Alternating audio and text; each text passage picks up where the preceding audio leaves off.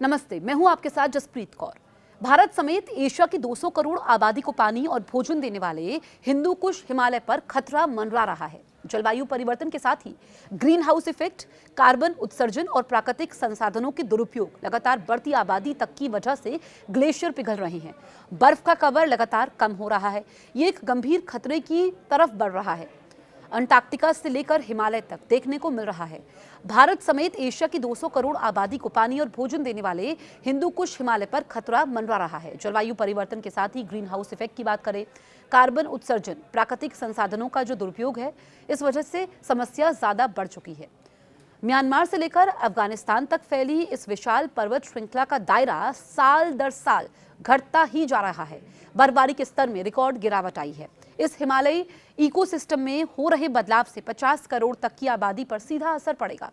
Asia का water tower कहे जाने वाले हिमालय क्षेत्र के शिखर अब सूख रहे हैं। एक नई रिपोर्ट के अनुसार इस साल हिंदू कुश हिमालय इलाके में बर्फ के कवर का औसत से 27.8% कम रहा है, जो पिछले 2 दशकों में सबसे निचला स्तर है।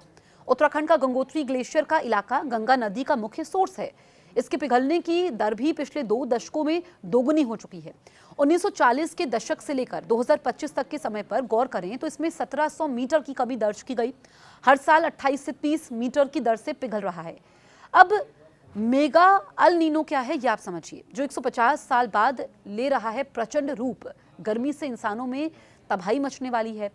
और आपको बताएं कि international centre for integrated mountain development के स्नो अपडेट 2026 के मुताबिक नवंबर 2025 से मार्च 2026 के बीच स्नो परसिस्टेंस यानी कि बर्फ टिके रहने की अवधि औसत से 27.8% कम दर्ज की गई है।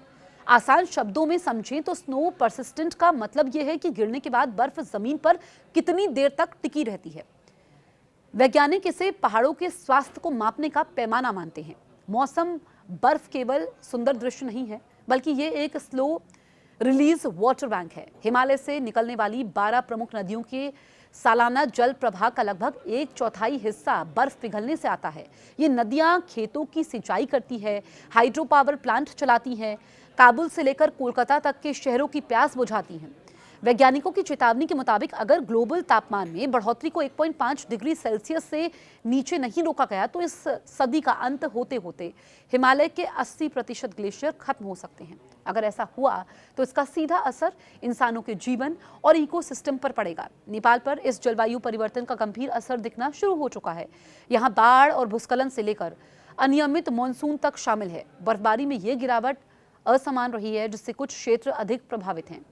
अब देखिए, मेकांग नदी तिब्बत से शुरू होकर चीन होते हुए थाईलैंड, कंबोडिया तक बहती है। इसके बेसिन के इलाके में यहाँ सामान्य से 59.5% की भारी गिरावट दर्ज की गई है। तिब्बती पठार की अगर हम बात करें तो इस इलाके में 47.4% की कमी देखी गई है। सिंधु, ब्रह्मपुत्र जैसी प्रमुख नदियों का यहाँ पर उद्यम सोर्स ये पठारी इलाका लद्दाख से लेकर तिब्बत और चीन के इलाकों तक फैला हुआ है।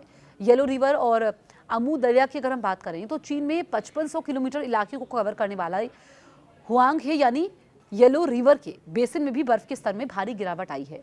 ऐसी ही स्थिति तजाकिस्तान के पामीन पर्वतों से निकलकर 2400 किलोमीटर से अधिक बहती हुई अफगानिस्तान, तुर्कमेनिस्तान और उज्बेकिस्तान तक जाने वाली अमू दरिया का भी है। भारत के लिए राहत की खबर क्या है, ये आप समझिए। भारत के लिए एक छोटी सी उम्मीद की किरण ये है कि गंगा बेसिन में इस सर्दी में बर्फ का स्तर सामान्य से 16.3% अधिक रहा है, जो उत्तर भारत के कुछ हिस्सों के लिए फिलहाल एक सुरक्षा कवच का काम करेगा। हालांकि समय रहते जरूरी उपायों को लागू नहीं किया गया तो गंभीर नतीजे देखने को मिलेंगे। एक्सपर्ट्स का कहना है कि यह केवल एक साल की घटना नहीं है, ये लगातार चौथी सर्दी है जब बर्फबारी सामान्य से कम हुई है।